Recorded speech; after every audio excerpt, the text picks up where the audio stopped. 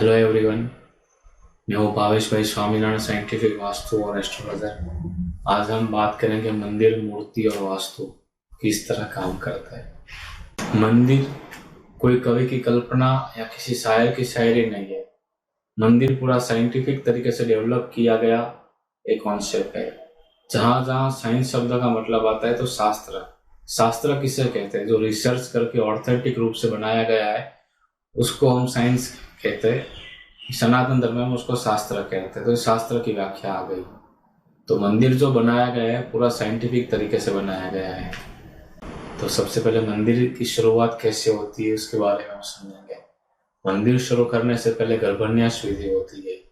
गर्भन्यास विधि एक बड़ी महत्व की विधि है।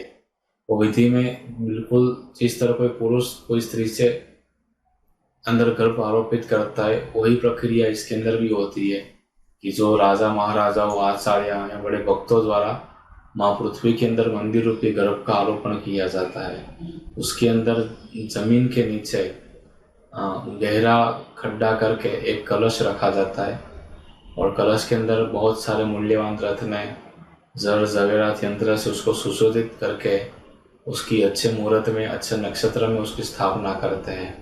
स्थापना करने के बाद बिल्कुल उसके ऊपर से एक पाइपलाइन जैसा कि एक नाली जैसा ऊपर उठाया जाता है।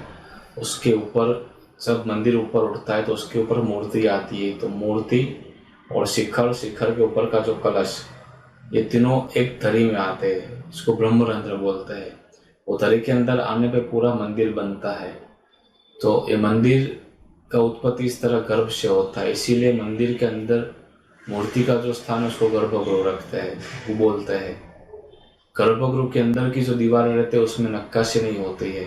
उसको सादा रखा जाता है, प्लेन रखा जाता है ताकि गर्भ को डैमेज ना हो। बिल्कुल जो माता का उदर रहता है वो भी अंदर से उसकी दीवारें प्लेन रहती है। गर्भगृह के अंदर विंडो नहीं रखी जाती है क्योंकि माता के उदर में भी कोई विंडो रखी नहीं है। तो यही कॉन्सेप्ट उसके अंदर भी आता है। पूरा जो मंदिर है वो पूरा देव का शरीर है। इसीलिए हम जब पहली बार मंदिर में प्रवेश करते हैं तो पहली सीढ़ी को झुक के प्रणाम करते हैं क्योंकि वो पूरा जो पदशिला है वो भगवान के चरणारविंद है। जो स्तंभ है वो भगवान के गोठन है। जो गवाक्ष है भगवान के कान नाक है। जो मंदिर के ऊपर शिखर के ऊपर जो गोल अमलसार रहता है वो भगवान का कंठ है। जो ध्वजा है भगवान के केश है। जो ज्योत है भगवान के नेत्र है। जो कंठ है भगवान की जिह्वा है। जो सिंहासन है वो भगवान का हृदय है और जो मूर्ति है वो भगवान की आत्मा है मंदिर की। तो इसीलिए जो पूरा मंदिर है देव का शरीर है। वो भाव ला के हम जब भी मंदिर के अंदर प्रवेश करते हैं तो पहली सीढ़ी को झुक के प्रणाम करते हैं। मूर्ति के अंदर प्राण है, इसकी क्या खातिर कैसे हो सकती है अपने को? तो जब भी आप प्रतिष्ठा विधि देखते हैं तो प्रतिष्ठा विधि में लास्ट में अंतिम चरण में एक विधि होती है अंजन चलका की। भगवान के नेत्र का अनावरण किया जाता है। उस टाइम पे भगवान के मुखारविंद पे एक आईना शीशा धरते हैं। जाके भगवान जब भी नेत्र खोलते हैं तो उसके अंदर से एक माइक्रो लेजर निकलता है। वो लेजर किरण से जो आईना रहता है वो टूट जाता है। तो प्रतीति आ जाती है कि भगवान मूर्ति में प्रवेश कर दिए। 5-10% कहीं नहीं टूटता है तो भी भगवान है कि नहीं ऐसा संशय नहीं करना चाहिए, ऐसा शास्त्र का विचार है। आगम और निगम, ये दो शब्द आपने सुने होंगे। निगम का अर्थ होता है वेद और आगम हर एक देवी देवता के अलग होते हैं। विष्णु जी का आगम अलग होता है, शिव जी का आगम अलग होता है, जैनिज्म का आगम अलग होता है, गणपति जी का अलग होता है, देवी माँ का अलग रहता है। आगम के अंदर वो जो देवी देवता है उनकी क्या परंपरा है, उनकी सेवा पूजा कैसे करनी है, वो सब आगम शास्त्र में लिखा गया है। तो हम आज अभी बात करेंगे शिव जी के आगम की। तो शिव जी के मंदिर में हम आदि प्रदक्षिणा करते हैं। आदि प्रदक्षिणा क्यों करते हैं कि अगर वो जल आप लांद देते हैं तो मूलाधार चक्र आपका स्पॉट होकर आग्नेय चक्र डिस्टर्ब हो जाता है। इसलिए शिव जी के मंदिर में प्रदक्षिणा आदि करते हैं, उनके आगम में लिखा है। शिव जी के मंदिर को ताला नहीं लगता है। शिव जी के मंदिर में प्रसाद नहीं दिया जाता है। शिव जी के मंदिर में साल में एक ही बार प्रसाद मिलता है, वो भी भांग का महाशिवरात्रि के दिन बनाया जाता है ताकि पूरे साल आप जो भी भोग लगाते हैं, जो भी चढ़ावा करते हैं, वो केवल सन्यासी ले सकते हैं।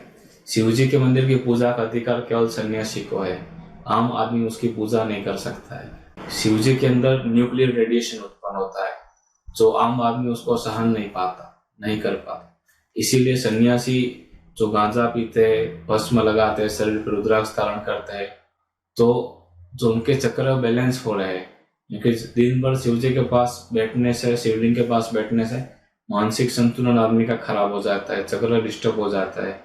ज्यादातर शिव जी के मंदिर गांव से दूर होते थे। स्वयंभू शिवलिंग किसे कहते हैं? जो शिवलिंग को आप जमीन के अंदर 5 फुट 10 फुट गहराई तक खोदते हो तो भी उस शिवलिंग का एंड नहीं आता है। ऐसे जो शिवलिंग पाए गए भारत के अंदर, उसको स्वयंभू शिवलिंग कहे जाते हैं और उसके ऊपर बाद में मंदिर बनाए गए हैं। साइंस जिस सेल को इलेक्ट्रॉन प्रोटॉन न्यूट्रॉन कहता है, वही साइंस को हमारे शास्त्र ब्रह्मा विष्णु और महेश कहते हैं। मूर्ति के अंदर फीलिंग्स है, मूर्ति को प्यास लगती है, भूख लगती है, मूर्ति को नींद आती है, खाली मूवमेंट नहीं कर सकती। जिस तरह पेड़ रहता है तो पेड़ सो भी जाता है, पेड़ को प्यास भी लगती है, पेड़ को भूख भी लगती है, मगर अपने जगह से मूव नहीं हो सकता। तो यही सिस्टम मूर्ति के अंदर भी रहती है। मूर्ति आपकी बातें सुन भी सकती है, देख भी सकती है। मूर्ति के कुछ प्रोटोकॉल रहता है, मर्यादा रहती है। जिस तरह आप कोई पीएम और सीएम को बुलाते हैं तो उस प्रोटोकॉल के तहत वो आता है, बिना प्रोटोकॉल के वो नहीं आते है। तो भगवान तो सुप्रीम पावर है, तो उसकी क्या मर्यादा है वो हम जानते हैं। तो एक बार प्रतिष्ठा हो जाने के बाद मूर्ति के सामने छींक खाना, मूर्ति के सामने सो जाना, मूर्ति के सामने पैर लंबे करना, मलिन वस्त्र धारण करके मूर्ति का स्पर्श करना, बिना घंट बजाए मूर्ति के पास जाना, बिना ज्योत जलाए या बिना लाइट चालू किए भगवान के दिव्य विग्रह को छूना। मूर्ति के पास जाता है तो बिना घंट बजाए नहीं जाना चाहिए, बिना ज्योत जगाए मूर्ति को स्पर्श नहीं करना चाहिए, ग्राम्य वार्ता नहीं करनी चाहिए, राजनीतिक बातें नहीं करनी चाहिए, मूर्ति के सामने कोई प्रसाद नहीं खाना चाहिए, मूर्ति के सामने किसी को आशीर्वाद नहीं देना चाहिए, मूर्ति के सामने किसी का डांटना नहीं चाहिए, मूर्ति के सामने जोर जोर से हंसना, मूर्ति के सामने जोर जोर से रोना, ये काफी अपराध बताए गए। मलिन वस्त्र धारण करके मूर्ति की पूजा करना, मंदिर में आए भक्तों को, स्त्री पुरुष को खराब नजर से देखना, डोली या रथ में आके मंदिर की मूर्ति के सामने उतरना, या खुद की कार लेके आते हो तो आपको थोड़ा दूर उतर के फिर चल के मंदिर के पास आना चाहिए, ना कि भगवान के सामने आप गाड़ी में से उतरे। तो ये भी एक बड़ा अपराध माना गया है शास्त्र में। मन्नत रख के पूरा नहीं करना, भगवान की सालगिरह होने पर उसका उत्सव नहीं मनाना, अंधेरे में मूर्ति का स्पर्श करना, ये काफी सारे अपराध शास्त्र में बताए गए। वराह पुराण के अंदर इसकी ज्यादा डिटेल मिलेगी आपको। वराह पुराण के अंदर भगवान वराह और माता पृथ्वी का संवाद आता है। इसमें अंदर मूर्ति के क्या अपराध है और अपराध की क्या सजा है। तो एक एग्जाम्पल तरीके मैं देता हूँ कि अगर मलिन वस्त्र धारण करके मूर्ति को स्पर्श कर दे तो अगले 500 जन्म आपको कीड़े मकोड़े की योनि प्राप्त होती है। तो इस तरह जो जो अपराध आप करते हैं उसके क्या क्या परिणाम आपको भुगतने हैं, वो पूरी डिटेल आपको वराह पुराण में मिलेगी। अब मूर्ति के बारे में समझते हैं। मूर्ति 4 प्रकार की आती है, चल मूर्ति, अचल मूर्ति, चलाचल मूर्ति और उत्सव मूर्ति। तो चल मूर्ति रहती है, जो छोटे लड्डू गोपाल रहते हैं, ठाकुर जी रहते हैं, उसको आप कहीं भी ले जा सकते हैं, तो उसके हलन चलन में कोई दोष नहीं लगता। दूसरी आती है अचल मूर्ति, जो फिक्स हो जाती है, एक बार प्रतिष्ठित होने के बाद उसको मूवमेंट पे दोष लगता है, तो अचल मूर्ति। दूसरी आती है चलाचल, जैसे भगवान जगन्नाथ जी की मूर्ति है, उस पूरे साल एक जगह स्थापित होती है और साल में एक बार उसको मंदिर में से बाहर निकाला जाता है, चलाचल मूर्ति होती है। चौथी मूर्ति आती है उत्सव मूर्ति। उत्सव मूर्ति के अंदर 5 दिन के लिए, 10 दिन के लिए जो भी हम मूर्ति स्थापित करते हैं और उसके बाद 10 दिन के बाद, 5 दिन के बाद उसका विसर्जन हो जाता है, तो उत्सव मूर्ति। किसी उत्सव के तहत उनको स्थापित किया जाता है, उत्सव पूरा होने के बाद उसकी विसर्जित हो जाती है। ये 4 प्रकार की मूर्ति है। अभी घर मंदिर की बात करते हैं। घर मंदिर के अंदर 1 इंच से छोटी और 8 इंच से बड़ी मूर्ति नहीं होनी चाहिए। इससे बड़ी मूर्ति रखने में दोष लगता है, उसका नुकसान है, ज्यादातर वंश खलास हो जाता है, या फिर वो मूर्तियों के अंदर प्रतिष्ठित नहीं होती है तो प्रेतों का वास हो जाता है। तो जो भी आप सेवा पूजा करते हैं उससे प्रेत ताकतवर होते हैं और पूरा जो आपका चढ़ावा है वो प्रेत लेके जाता है। दूसरी, घर मंदिर के अंदर जो मूर्ति रखती है, एक ही स्वरूप की एक ही मूर्ति रखनी चाहिए। जैसे भगवान कृष्ण की एक मूर्ति, गणपति की एक मूर्ति, एक स्वरूप की 2 मूर्ति रखना वर्जित है।